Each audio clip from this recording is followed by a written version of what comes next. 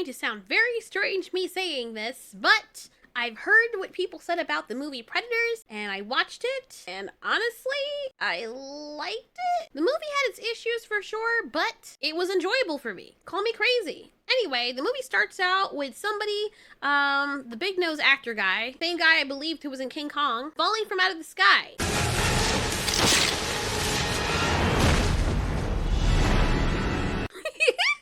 Why did they start it like that? It's just like, guy falls out of the sky and almost snaps his spine in half. Predators! Anyway, he wakes up and he finds that he's in this weird jungle. He soon discovers other people. One guy falls out of the sky and he didn't make it because he either didn't wake up in time to deploy his parachute or his parachute just never worked. So after the main hero character guy, Mexican gangster dude, with the Fu Manchu realize the situation they're in, they're less mistrusting of each other, especially when the Russian guy starts firing at them. Turns out they're not the only ones who were dropped into the jungle, and now they all have to work together. All of them from different backgrounds and or countries. When this girl Isabel shows up, she seems to be an expert with jungles and says it's no jungle she's ever been to, and she's been to almost all of them. How convenient for the plot. I've never seen this jungle, and I've seen most. All right, you think it's Asia? Maybe Africa? Too hot for this time of year, and the topography is all wrong. Okay, so the only theory she has is that they're somewhere in the Amazon. Oh look, it's my guy who always plays a southern dude whose name I can't ever remember. Maybe we should get that guy hanging in the tree? Help me! Honestly, this whole introduction of the characters not knowing where they are and being totally confused had me on the edge of my seat and filled to the brim with tension. It felt very Jurassic Park. I really wanted to know what was going on, like where they were, and I felt as confuddled as the characters did. Everyone said that they were in the middle of doing something, usually along the lines of their work occupation, and the next thing they know, they're falling out of the sky. They don't know who kidnapped them or why, but they surely find out after that there has to be something that ties them together. Unless they choose people all at random, but it doesn't seem as though these people were chosen at random.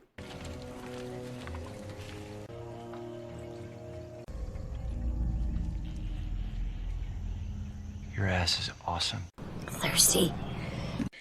Oh god, this character makes everything better. Anyway, eventually they make it and they see a Japanese guy and they see some weird thing sticking out of the ground and it looks like a regular structure, but at the base of it is a plethora of different types of skulls and bones and some of them severely damaged. The bald head guy that looks like Maurice Chestnut says that in his culture, the warrior that has the most trophies commands the most respect, that these are trophies. I guess in Game of Thrones for the Dothraki, that would be the same thing as them not cutting their hair until they've been defeated in battle. It's a display that's also intended to inspire fear in anyone who sees it. They all try to guess what kind of experiment or test it is. And when they guessed if it's a behavioral test, the guy with the glasses says if it was a behavioral experiment or test, that there would be a point to it. If it was a behavioral experiment, I mean, there'd be a point. To me, honestly, that made no freaking sense, because if you're the test subject and someone is trying to understand your behavior, I mean, at that time, you as a test subject would not even know what that is. I mean, it'd be kind of ridiculous to tell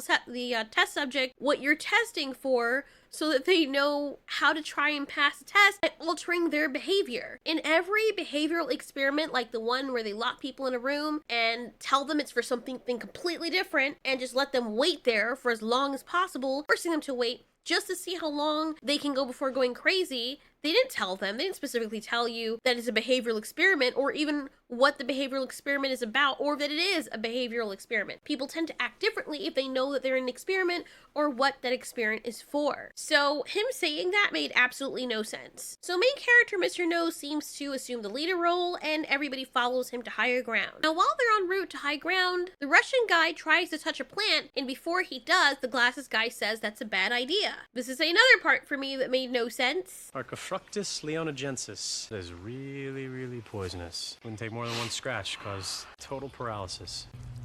Okay, good to know. Russian guy is really, really appreciative of this and says he'll watch his back. My thing is, yes, I'm one who's always thinking about stuff because my brain works watching movies. If I really like them, I tend to pay attention. It's a compliment. I looked it up and this plant apparently has been extinct since the Cretaceous period. And it's said to be one of the first flowering plants. So the question is this guy with the scalpel, who by this time I'm assuming he's some kind of surgeon or doctor, how does he even know what this plant is and how can he readily identify it this way?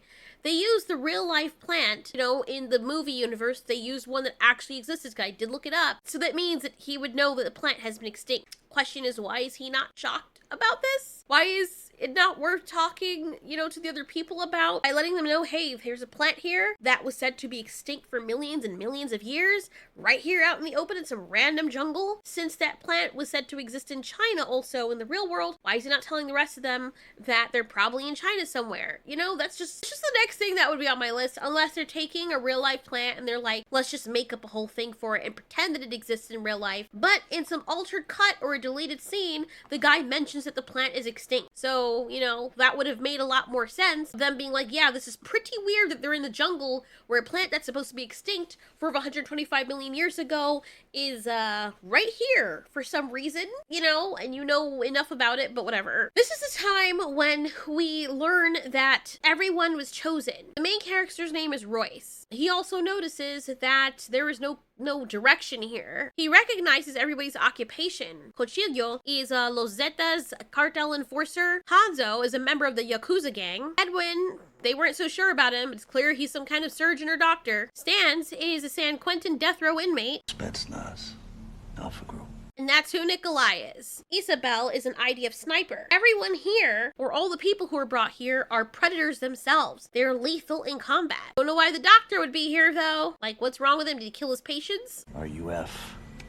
It's a death squad from Sierra Leone. That's who Mombasa is. So now that they know that, they still don't know why they're there, but that's the only thing that ties them together. Royce himself, the main character, is supposedly some kind of soldier who turned into a mercenary. The crew comes up upon some abandoned cages that also drop from the sky. When they open the cage, there's nothing in there anymore, except for bloods and guts and weird bugs crawling out of it. Whatever was in there is clearly not human, and so they are not the only species that have been dropped from the sky to be used in this hunting test. There's an establishing shot of where they are, and it's proven that indeed there are so many other canisters around. Why were these things dropped in canisters or containers while the humans dropped out of the sky? It means that whatever was dropped out of these things was much bigger or more lethal.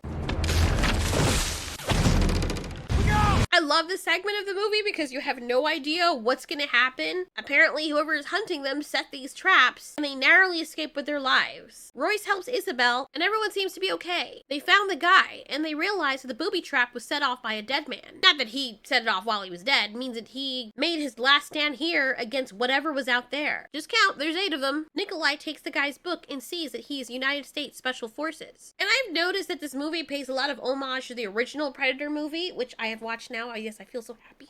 I feel so proud of myself because it's been so long. But the Mombasa guy is supposed to act like the tracker guy from the first movie, and he senses that something is watching them. The music that they use for this and the visuals is the best I've seen from any Predator movie so far.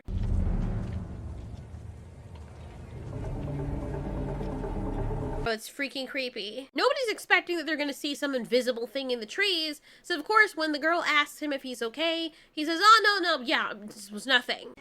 Nothing.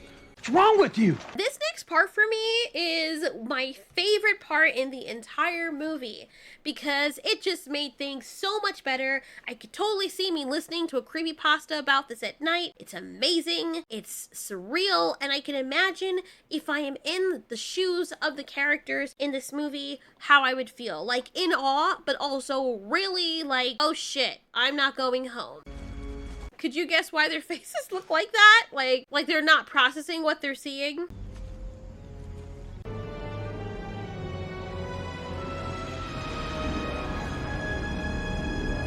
Now that is a beautiful scene. That is wallpaper right there. I love it. Oh my god. It's so beautiful. Beautiful. Oh my god. Dude. That looks kind of like Jupiter over there or some planet that's like it. And the asteroid. There's another planet or something that is flying into the sun or another planet over there. And then there's this huge planet like above them. It's just way too close. That honestly, the gravity, my god. It is beautiful. It is just beautiful. Wow. Somebody went freaking crazy in Photoshop. I love it. So yeah, they're not on Earth anymore. That's clear. They were not only kidnapped from whatever they were doing, but they were straight up brought to another freaking planet or moon. Remember, they live in a reality like ours in 2022, at the time this video was done, where at the moment, in this specific part of the timeline, we don't have that level of space travel.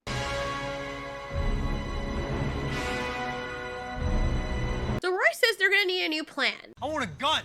Come on, man, you got 2 motherfucking guns, man. Somebody give me a gun.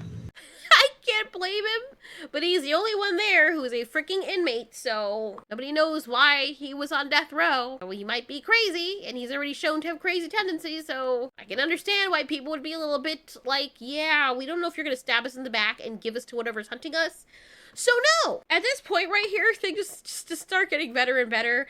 I don't know why people said that they hated this movie. I loved every second of it, to be honest. It felt so Jurassic Park. Oh my god, it was amazing. And every section of this movie was awesome. I mean, there were some parts that were just like, ew, really cringe. For the most part, this gives me creepy vibes. This feels like what a Predator movie is supposed to feel like. How you?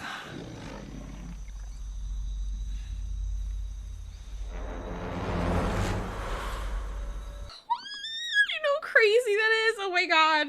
So they hear a growling and it's so indiscernible you don't hear it at first. And then you see the trees. You hear it and there's nothing there. But you know you heard something. God, I love this movie. Shortly after, they are attacked by these quadrupedal things running pell-mell towards them. So of course we get a scene reminiscent of the scene from out of the first movie where everyone is just unleashing everything, and these things that are coming after them are not really dying that easily. I mean, they are coming without dying, and it's just like more of them are coming, and they're very scary. And these things, it's terrifying that they're attacking the humans, and it's so freaking hard to kill them. Eventually, they do get the best of them.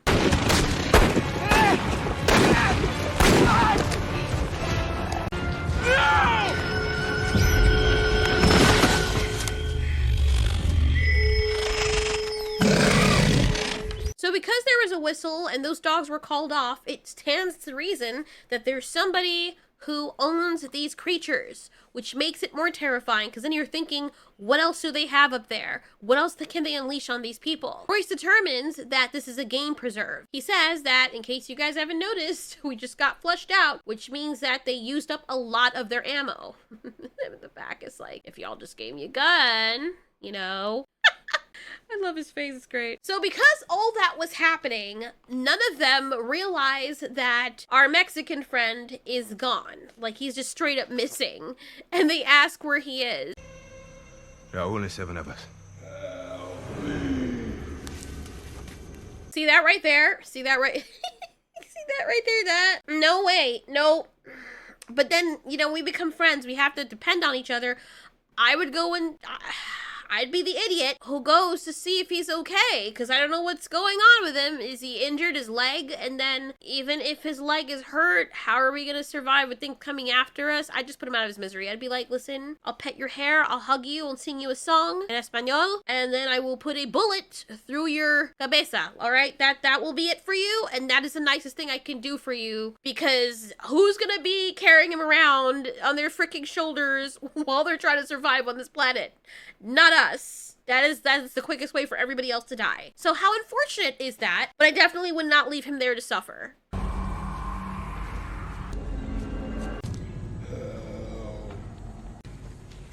Wait, what?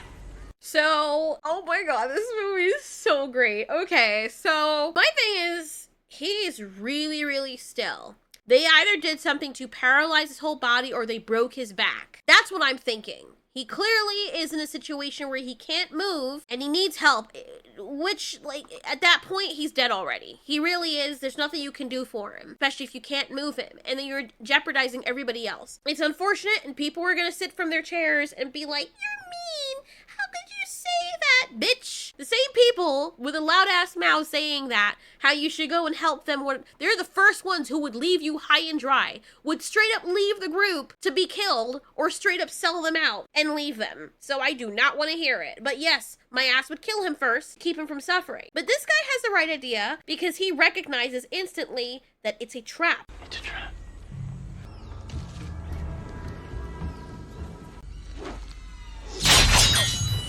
Fuck me. Nobody wants to. No, but you see that? That shit is creepy. That's some shit that they did in Jurassic Park 3. Udesky! Mr. Udesky! Oh my god, no he's not! No, wait, something's not right. Help him.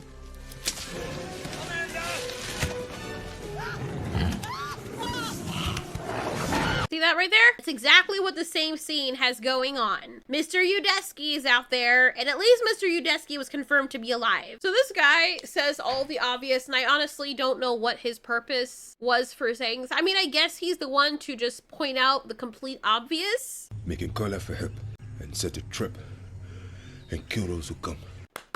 Very good. Oh my God. We all totally could not figure that out by ourselves by just having watched what happened. Thank you for the narration, in case the audience was too stupid to figure out what they just saw. He says he knows because he has done this. I mean, I'm ashamed to say this, but your girl's done the same thing. See, I am really good with, we call it jail tag. Might have another name for it, freeze tag, whatever. But we used to make up this game and we called it jail, I think. Or wild, wilderness and captivity. I can't remember. But I made up the game, and it's where you play tag. And whoever is the predator catches, the first level is whoever is the predator catches the person and bring them back to jail. And you pick a place on the lawn or someplace where the person has to sit and they cannot leave. And for them to set the person free, the other people who are wild still have to come into the base and tap the person who is in captivity to set them free. God, it was such a fun game. I miss playing with my cousins and my brothers too. But what was fun about it is I will try some strange things when I'm playing games. I know, story time. Skip past if you don't want to hear. But when my little cousin, she was caught, and I said, hey, call out for help. Call out for help. Say that, I'm not here. And she's like, no. I said, if you don't do it, I'm gonna tickle the shit out of you till you piss yourself. So she's like, John, she's calling for them, and she's like, come help me. She's not here. And I was hiding behind the garbage. I think I was hiding in the garbage can or behind it. I can't remember. I think I was hiding behind it. There was 2 garbage cans. I was hiding behind it. So they came and they looked around. Where is she? She's not here. And all 3 of them came. Like, I don't know where the others were. And as soon as they came to get her, I popped out and I was like, rawr! And they slipped in the grass. And I caught like 3 of them. Because then one of them touched her, got her free. I caught her again, caught 2 of her brothers, or 2 brothers, and then one of my little brothers ran away. And I'm like, yeah, bitch. And then they were in jail. And they were like, okay, that was good. That was good. Oh, it was great. And then the next level up is whoever I touch, they become a predator as well. So imagine, that was like the zombie level. I love that, man. I love making up games. It was fun. Anyways, back to this. I have also done that, and that was for play. I can't imagine doing it in real life. They did something similar to this in Jurassic Park 2, The Lost World as well, with the baby T-Rex. The inmate guy says there's nothing else we can do for him anyway. The girl doesn't want to leave the guy, and I completely understand where she's coming from.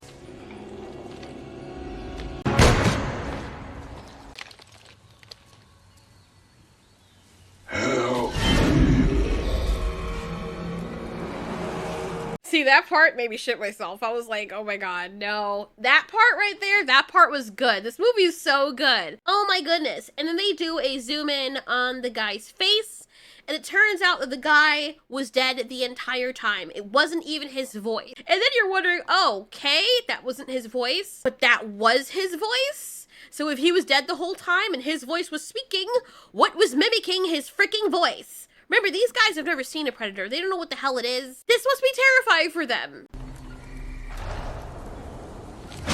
Help me! Help me! It's a trap. It's a trap. It's a trap. Royce basically says, look, this thing wants to play with us in probably the worst ways possible, so if we play by its rules and we run, it's going to chase us and we're certainly going to die. So they arrive at a camping ground and they see a bunch of different types of aliens who are skinned alive. The camp of these predators is just filled with carnage and bones and flesh, and all the skulls there are not just human, they're basically other creatures. So it's not just humans, you feel like it's just humans who've been hunted by these things.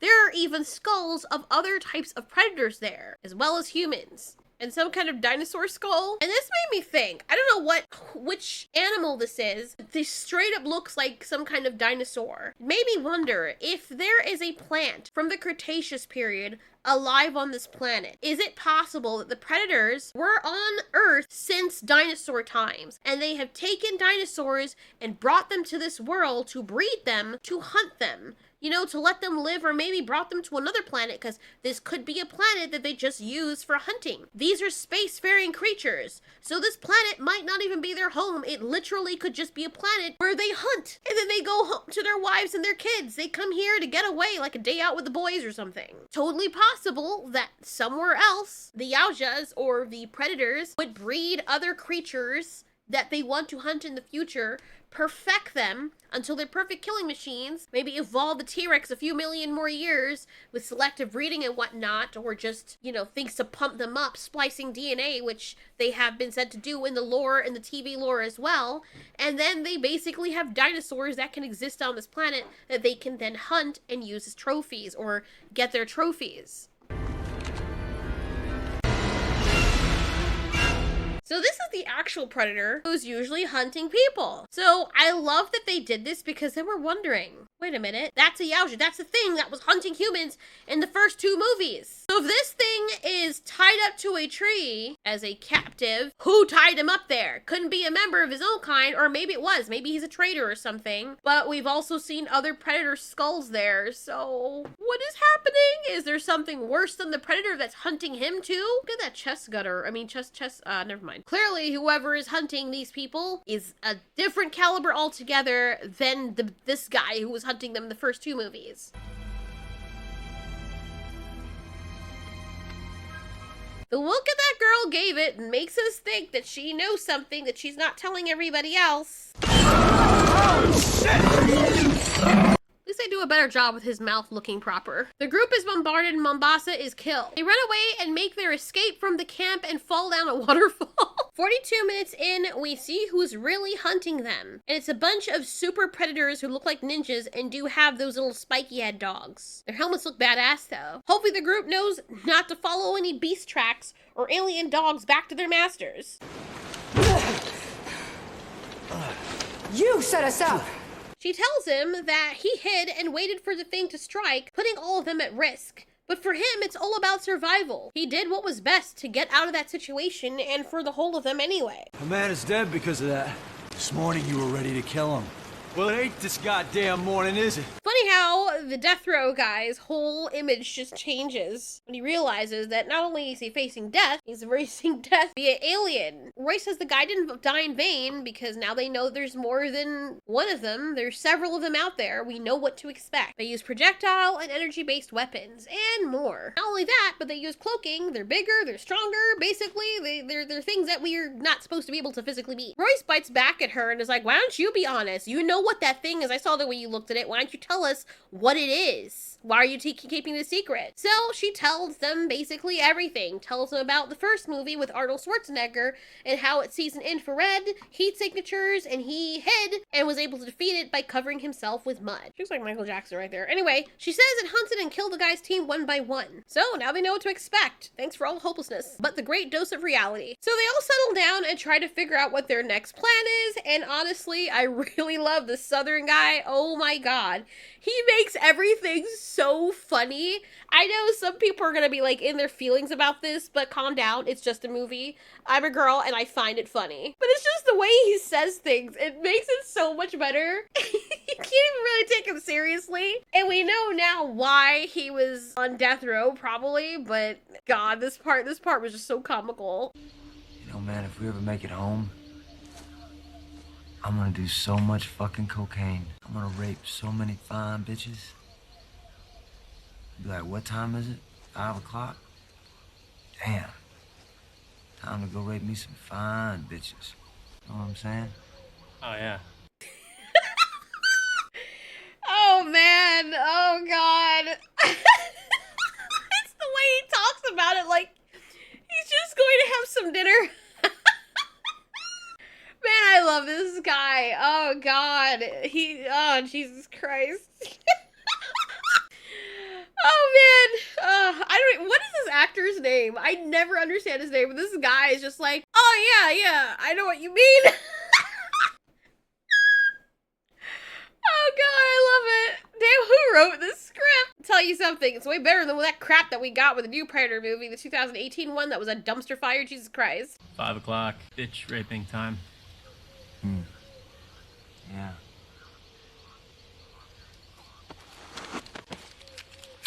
You should stay away from him. Yeah. Even the Russian gangster guy's like, you're like, guys, bad news. Oh god. Dude, I love it. I love it so much. Jesus Christ, that character. Despite Isabel being so mad at Royce, it's obvious that she likes him. Maybe that's why she feels even worse about him, you know, doing what he needs to do to survive. But I can tell also on some level she respects that. They see something, and it starts chasing the surgeon guy, and he's being used as bait. Apparently, this was their plan to draw him out. Right when it's upon him, they're like, okay, anytime now, and they end up shooting it. However, when they go up close and see it, it is not the Predator. It's some completely poor soul, completely different alien species that runs with its arms tucked up like a freaking dinosaur. It was so hilarious. And there are bugs coming inside, going inside of itself and outside. There's bugs all over it. And this explains why there was bugs all over the canister that was dropped from the sky. Turns out that these things were what was inside that canister. We don't know if they're intelligent, but they're obviously predators or something that the actual predators deemed worthy to put on this planet to be part of their game preserve. This thing, even though it's probably a badass predator where it comes from, is just as much as a victim as they are. Who knows, it probably killed them thinking that they were the ones who put it there. Maybe he thought we were the ones who dropped it here. See, like I said, poor thing was probably scared and thought that these guys were the problem, never knowing that, nope, there's something else even worse than they are. So the sniper woman goes to inspect the bullet because, you know, she was the one who killed this thing, and she sees that it's in a tree, and she realizes, oh wow, I actually missed. So who shot the monster? Not really a good vote of confidence when that guy was used as bait and he was depending on you to have his back. And you're a sniper and you're really good at what you do, but you miss, bro? Really? How convenient. The friends find out they're not alone. Turns out there's something behind him and he knows. And of course, there go one of the predators and he asks him, what are you? Not in the Matrix. Crazy Morpheus guy is like, I'm alive. And for some reason, this makes his nose twist more to the left, right, whatever. He takes him to his outpost, and the hermit guy has been in hiding for quite some time. He stayed alive from cloaking and scavenging from the predators and their victims. His name is Ronald Nolan. His occupation was a U.S. Air Cavalry soldier. He said he survived the planet for 10 seasons, however long that is. Maybe 10 years, I don't know. Seasons might be year long in this planet, who knows. He's gone kooky, so he's been here for quite some time. Turns out that this guy couldn't be trusted though, because he pretended to be going to sleep only to set a fire, try and smoke them out, or kill them so he could get their stuff. Before they were betrayed by him, he let them know that there was some kind of blood feud between the two different types of predators. The original predator and the super predators or big predators. He mentions also that the predators hunt in threes. And why do they do all this? To sharpen their warrior skills. Plan doesn't go so well for Morpheus because the group decides that they're going to attract the predators to help them get out of the situation until they make a whole lot of noise and blow a hole through the hull. The predators do arrive and end up killing the Morpheus guy. The surgeon guy is cut off from everybody else. And this suspenseful part is also done very well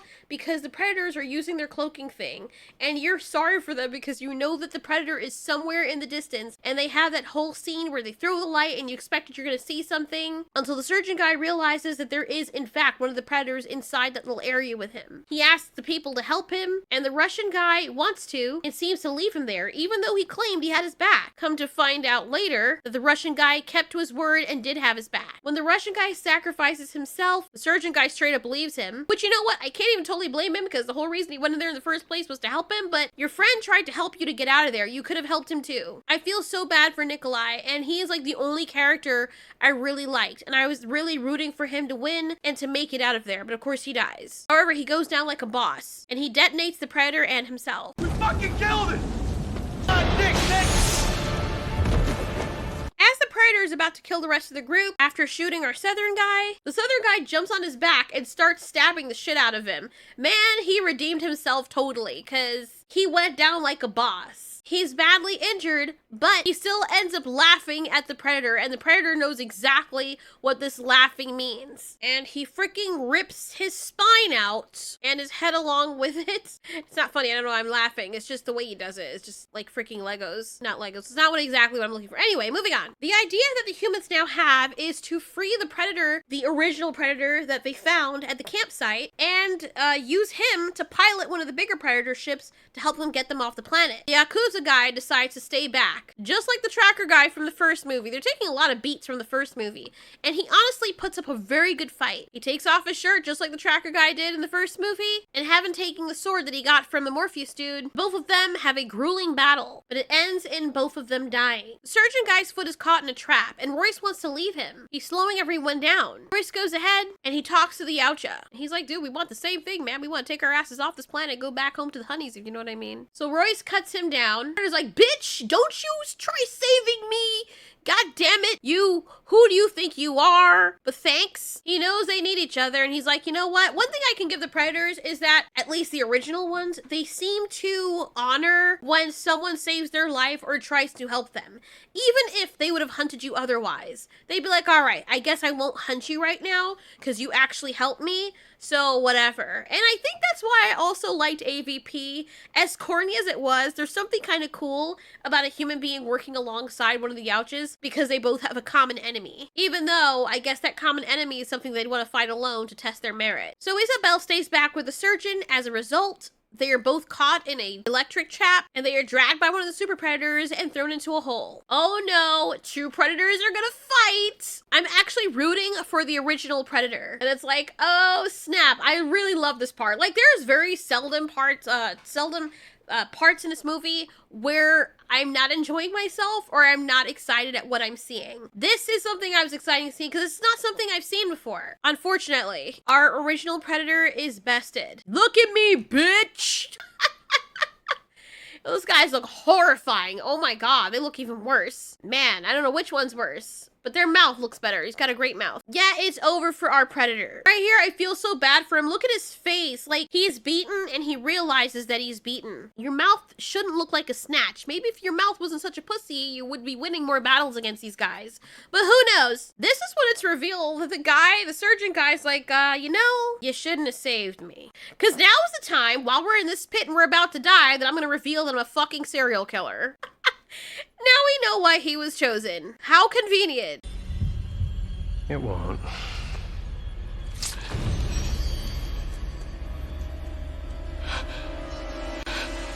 The Super Predator sees Royce taking off with the ship. How he's controlling it, I have no idea. And he's like, where do you think you're going? And he shoots the ship down. So now Royce is dead. He didn't make it off the planet. Too bad. Shouldn't have left your friends. Meanwhile, Isabel here is struggling to stay alive because the guy is like, you know what? You're not going to be able to move or do anything. But you bet your little tight ass that you're going to be able to feel everything because I made sure. But Royce comes to save the day. Oh, what? Oh, hey, you came back. He helps him out of there, not having known what the hell was about to happen. And I'm like, oh boy, like, don't turn your back on this guy. He obviously isn't well. And he's sneaking up behind him because he knows that if Isabel comes to and she can talk again, she's going to tell Royce that this guy's a serial killer. You are a good man after all. No. I'm not.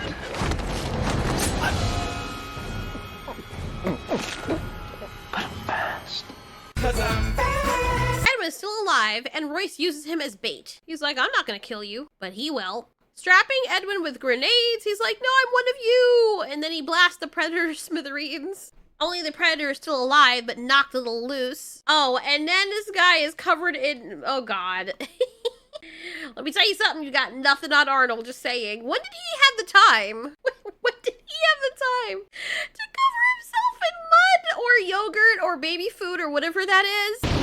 You know, this is the only part of the godforsaken movie that I wish they would have just kept out and thrown away because it's freaking cringe. It's so unnecessary and awkward and annoying, and I get why they're doing it.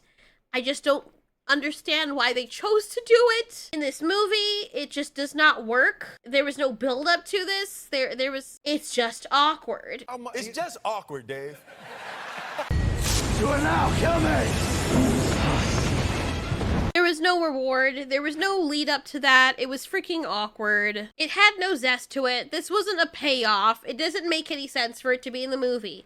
If you want to pay homage to something, you don't always have to have the characters do or say exactly what the characters did or said in the first original movie. It's bad. So he ends up running circles around this predator because it's blinded by the fire. And while the predator finally gets him dead to rights, Isabel slowly comes out of her stupor so she can use her sniper skills to save her friend. And right before he's killing him, like he's taking so freaking long, he shoots a blade at Isabel, missing her heart. We know she's going to be fine, but this gives Royce the edge he needs to beat up the predator. It looks so stupid right here. It looks like it's eating its nose. I know, it's not the important thing, but just noticed.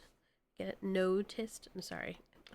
What is wrong with me? I half expected when he took his helmet off to just stay there looking at him, but he followed up by continuing to use the axe on him. So good on this guy for not stopping and to continue to beat this thing up until it was totally green all over. Its neck comes off, and he and Isabel are like, we're gonna get off this planet. They're in the ashes, just like Arnold was in the first movie. I mean, could it be any more of a carbon copy? But anyway.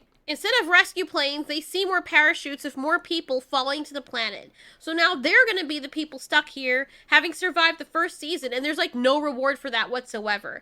At least in the Danny Glover one, there was a reward for defeating the Predator. They let him live, they let him go, and technically it's like, okay, if these guys pass the test, you know what I'm saying? Like, let them go. They won. But I guess these types of predators don't have any type of, honor whatsoever. It's funny, you see the random flesh bags in the background.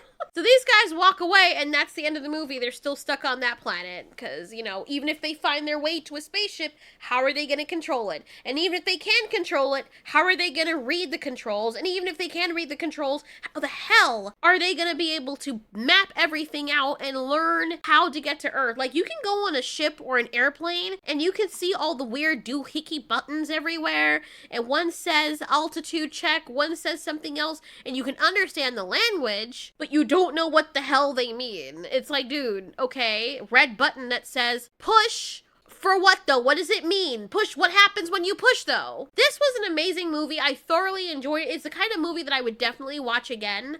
I don't understand why so many people hated it. I think maybe one of the reasons they hated it was because the stupid, homage scenes, those were insufferable. The ending, they probably expected them to get out of there alive. For those of you who didn't like it, I'm curious as to why you didn't like it. I mean, I could understand the issues with it, but for me personally, the movie itself, the experience and the creepiness of it, and feeling like these things were really dangerous up until the last part of the movie, really sold it for me and made me enjoy it. Thanks so much for watching. This has been Ultiori. You ask, we answer.